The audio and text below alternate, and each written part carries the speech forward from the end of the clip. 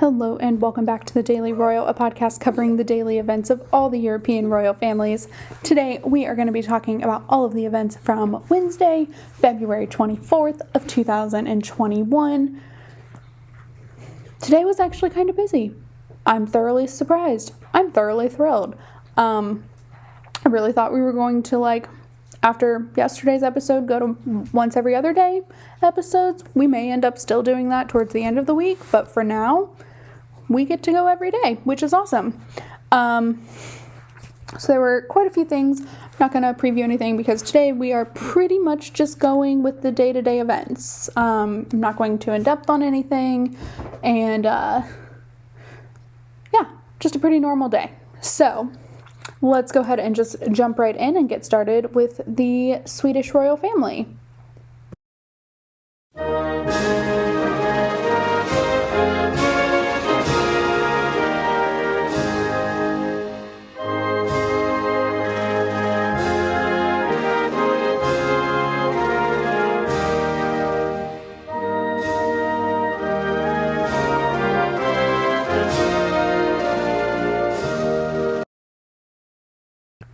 You guys, I'm actually kind of sad because this is the final week of doing everything backwards, at least for now.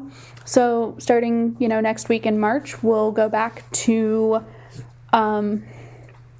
alphabetical order correctly. So Belgium, UK. I realize that the UK really should be last, but because they're the British royal family, they go second. Denmark, Netherlands, Norway, Spain, Sweden. So we'll go back to that on March 1st or whatever episode comes out right after the 1st of March. Like I said, I'm kind of sad. I really like this system, but I don't know. I'll keep switching it around if I feel like Sweden is getting kind of the crappy end of the stick again. So that being said, today there was just one event in Sweden. So King Carl Gustaf held an audience with the Speaker of the Swedish Parliament, or Riksdag, which is what they call their parliament, where they discussed the current issues happening in Riksdag.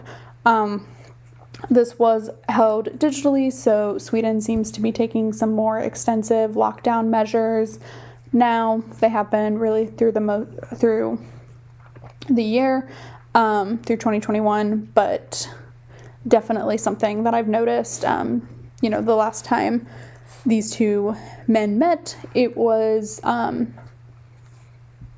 in person in October, and now they're meeting via video conference. So that's definitely something that is different. So that's what was going on in Sweden. Like I said, it's a busy-ish week for Sweden, but there's only one thing happening each day, and it's up to the Swedish Royal House how much information they release. And so obviously, because this is more of a political meeting, less information is shared.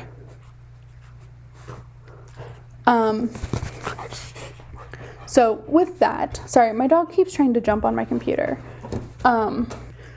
So that's always fun. That's a good time. Anyway, that's what was going on in Sweden. And so now we are going to move on to the Spanish royal family.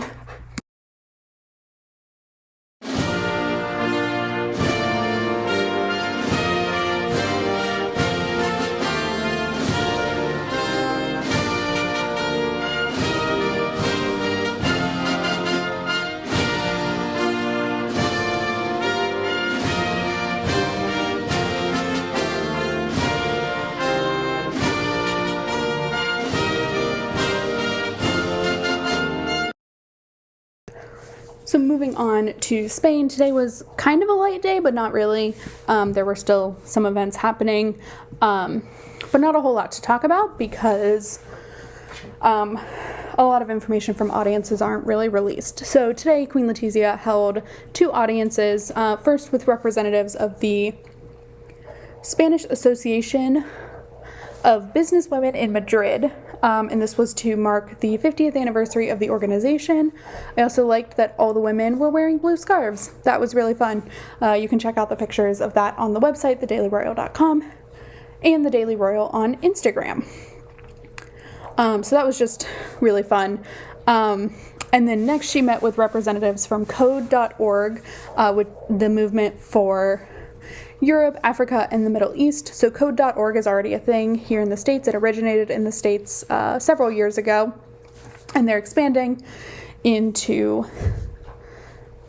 the European, African, and Middle East regions.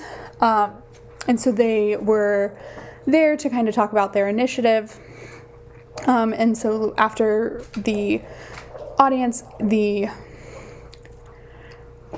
kind of like president for code.org in Europe, released a statement saying code.org has trusted Spain as an entry point for the development of the project in Europe, and added that we have, quote, "We have shared with Her Majesty the Queen our action plan that is based on 3 pillars: inform, train, and measure the result of our actions. We hope to be able to replicate the United States model of success and train a similar percentage of Spanish and European students and teachers, eliminating any gender gap, salary, or social gap," that didn't translate very well, "that may exist. This revolution must be inclusive and fair." So, I think it's interesting that Letizia held this audience. Like, I think that's really cool, because it's I think it shows more of a focus on not having that gender gap in coding that there is still. I think it's less common than it was, when I was graduating college. It was, and in college, STEM wasn't really a thing for women. We weren't encouraged in that way.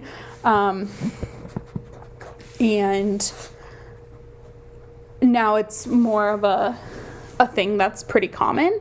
I know a lot of software people, encoders and things like that, who are women, but I didn't 10 years ago when we were graduating. And so I think it's really interesting that that's what the focus seemed to be more on for this meeting. I thought that was really cool. And the fact that Letizia took this meeting rather than Felipe, kind of shares that a lot. So that's what was going on in Spain. I do want to quickly say one thing that I mentioned in passing yesterday.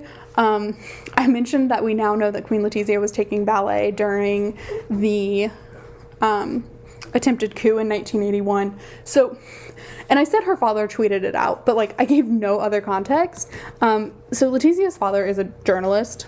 Letizia comes from a long line of journalists, and was one herself. And so he just retired, and he's an active Twitter user. I personally don't follow him because I think that's weird. But it was shared widely on news outlets yesterday that he kind of shared his story about 1981. So he was a reporter, and he heard everything on the radio. He was driving back to Oviedo, which is in Asturias, and he heard kind of everything that was going on the radio, and just the building that Letizia took ballet in, and her sisters were also taking ballet at the same time, and her mother was there with them, was above kind of a hot point for loyalists, Franco loyalists, I guess, or the conservative right wing that we talked about. And so Letizia's father mentioned this in the tweet, that he went and got his girls, and so that's why we know that. But I just felt really weird that I just mentioned this in passing, so I just wanted to give a little more context to that, because it's been kind of bugging me all day. Because I, as much as I talk about these podcasts, I also listen to them, because I like to make sure that they're right. I had trouble with that in the beginning, so I like to make sure that they're done right. And I heard myself say that, and I went, oh, that came out of nowhere. So I just wanted to explain that today. But yeah, that is what was going on in Spain. And so now we are skipping Norway and the Netherlands, because those two countries are on basically vacation this week. They're not on vacation. They're on vacation from work. They're probably still in their countries, I hope. I really don't know. but we're just going to assume for the sake of our sanity that they are.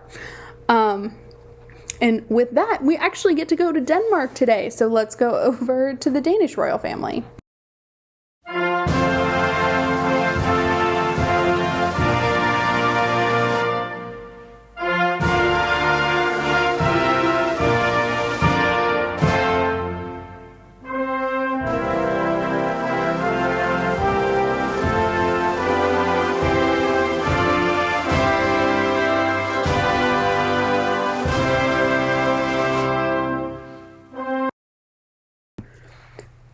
You guys, there was something in Denmark today. How exciting is that? I was thrilled. This was like the most exciting moment when I was writing my outline to see what everyone had done. I log into like all the social media platforms and I check, and oh my gosh, there was something from the Danish royal household, and I just was so thrilled.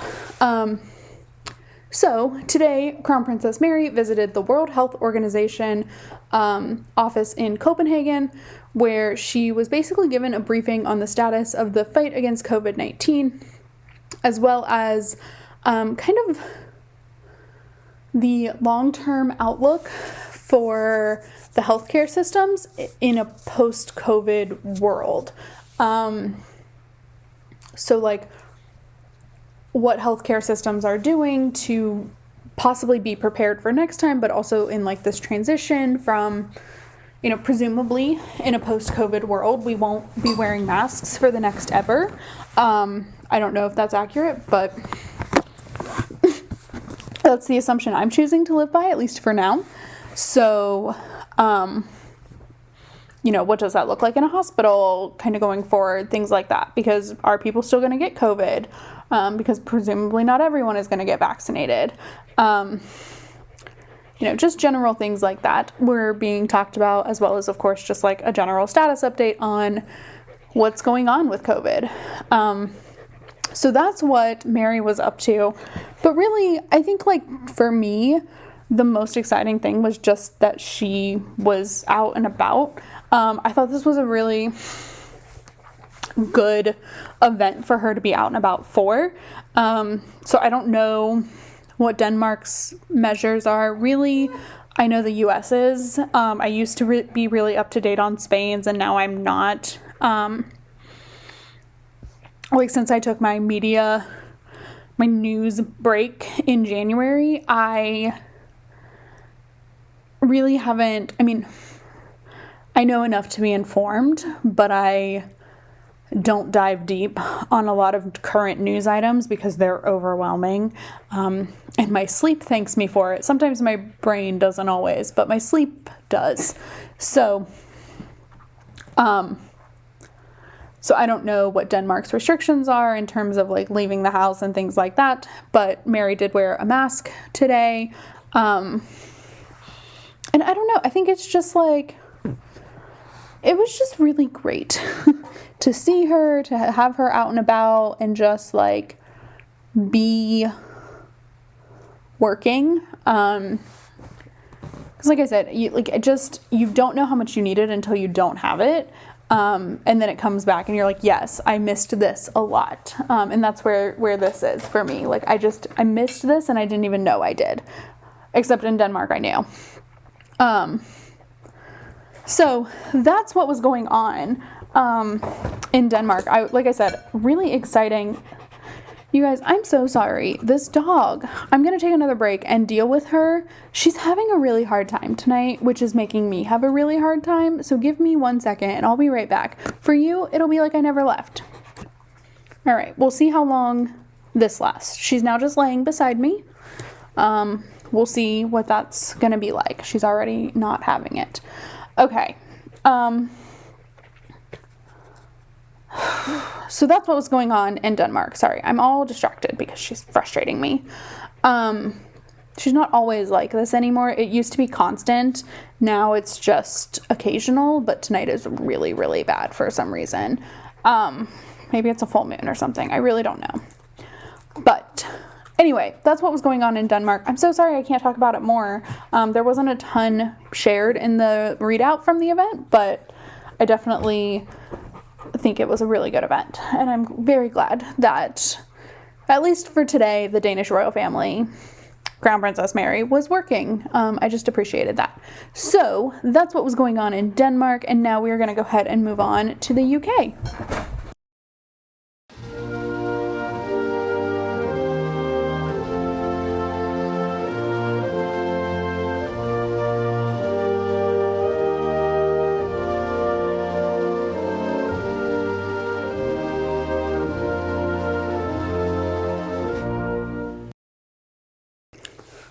So a couple of things happening today in the UK. Not a whole lot, but still, a few things. Most everything was digital pre-recorded stuff today, and then of course we'll take a look at the court circular in just 1 second. So first, the Prince of Wales sent a video message to mark the opening of Kew Gardens Reforestation Conference. So Charles is the patron for Kew Gardens, which is like this really beautiful space in London. It's a garden. It has one of the historic palace sites on it. It's just really beautiful, and there's a lot to see there. And obviously, because it's a garden, they're also working on reforestation issues and, plant things. And so Charles, I think last year he did something like this too, and I didn't really know what Kew Gardens was. Thank you, Quarantine, for teaching me that. I appreciate it. But so he sent that video message. I didn't watch it because you had to kind of like take part in the conference to do that, and I just didn't.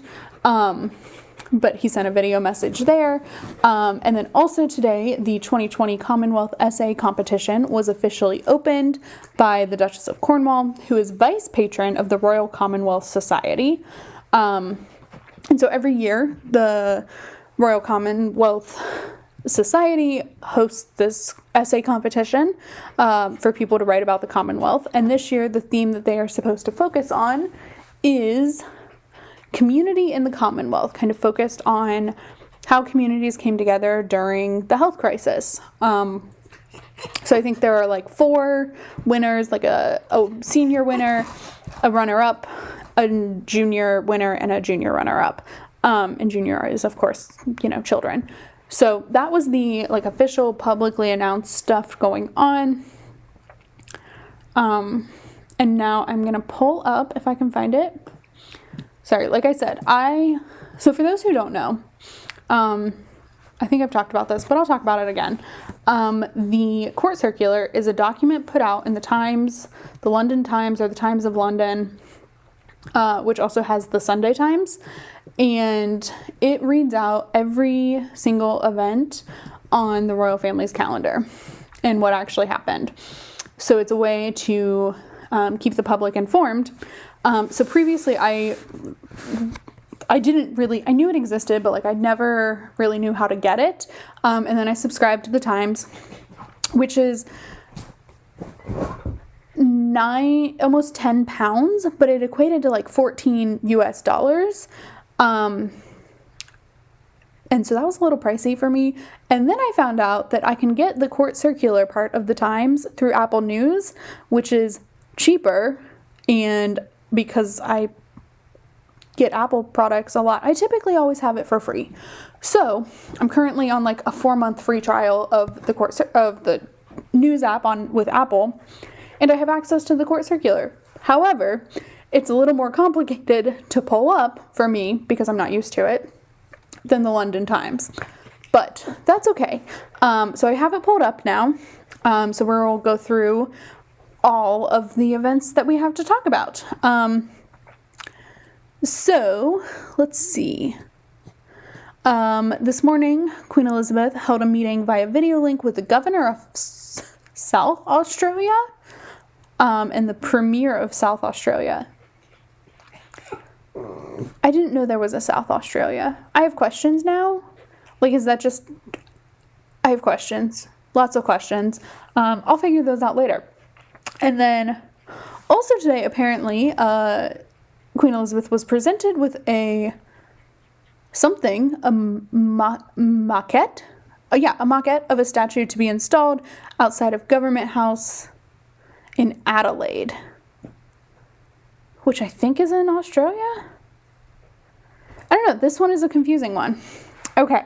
And then we go to Kensington Palace because remember the Clarence House stuff was kind of pre-recorded, so we've either seen that on the court circular or they didn't record it because it was just kind of behind the scenes work. But in Kensington Palace today, the Duke of Cambridge held a meeting with the Earthshot Prize via video link, and then he took part in a weekly leadership call with Midlands Clinical Commissioning Group accountable officers and trust chief executive officers via video link. Oh, okay. So this is something that is hosted by the Midlands Regional Director for NHS England and NHS Improvement. And William was like a guest. Okay. Sorry, that got really confusing there for a minute. Okay, so William took part in this leadership call that happens every week with NHS Midlands,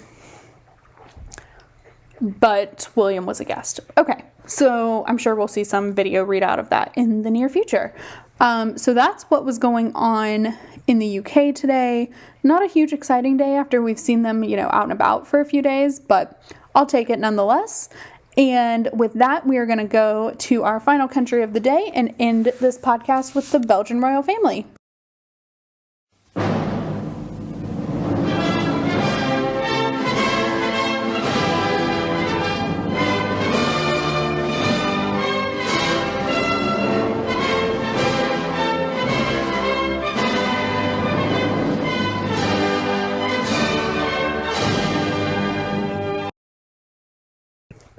All right, let's finish this out. The dog is ready. I am ready. I would like to go back to my television. No, I mean, that is what happens. I eat dinner after I record, and I watch TV for like an hour and then I go to bed. My life is very exciting. I basically work 15 hours a day and then I sleep for like 8 or 9. Yeah. Anyway, today in Belgium, King Philippe and Queen Mathilde visited a pharmacy, which is in French, and I'm not even going to try, to speak with employees as well as the pharmacists there about the COVID-19 crisis, as well as the pharmacist's role and the pharmacy store, the drugstore, role in distributing the COVID vaccine. So pharmacists will be trained on how to deliver the COVID vaccine. If you're in the States, I don't know if, like, my local drugstores, I have a CVS and a Walgreens near me. Neither of them have the vaccines yet, but they will, and will be able to widely distribute. But, like, if I need a COVID test, I get it done at a CVS. But the vaccinations you will be able to get, I think, in the U.S. at CVS and drugstore locations, as well as like grocery store pharmacies. I think. No, I know that one is happening. So in Belgium, it's no different. Pharmacists will be trained to give the vaccine as well. They also spoke with with staff throughout the pharmacy. And I don't know why this was like so jarring. I remember how jarring it was when one of the first things that Queen Mathilde did after we were all starting to realize the severity of COVID. Because if you remember a year ago, it was a thing by this point, but like, I don't think it was something globally we were super concerned about quite yet. We're getting to that point. I remember having a conversation in like March about doing something over Easter. Like, I was planning on going to DC for the Spanish state visit. That hasn't happened yet. But like, that was in March. So like at this point, like, I kind of knew it was a thing, but I didn't know it would last a year. and how intense and scary and deadly it would be. But I remember the first shocking image for me in terms of like this work was Queen Mathilde went to a grocery store, funnily enough in the exact same outfit and mask that she wore today. And like, I knew that our shelves were bare, but I always kind of thought that was an American thing to like freak out and buy all the things. But it turns out it was a global thing. And so, but I remember being like, oh, okay. But it was very jarring to see King Philippe and Queen Mathilde today just sitting in like a regular looking drugstore. It felt oddly normal and oddly weird at the same time. So I just wanted to point that out. Like I posted a couple pictures online and you can see like what I presume are like magazines behind them in one of them. And then also just them at the cash register. Like it just felt very strange and very familiar all at the same time. It was weird. But yeah, so that's what was going on in Belgium. That's really the day. Like I said, there was a good bit today, not as long of a podcast. I know yesterday was a bit insane. So today we did a little bit shorter and there weren't as many events to cover. So with that, I am going to end this podcast here and I will talk to you all tomorrow. But in the meantime, please, check out thedailyroyal.com, The Daily Royal on Instagram, and like and review this podcast wherever you're listening to it. It really helps it out a lot. And I will talk to you all tomorrow. Have a great day. Bye.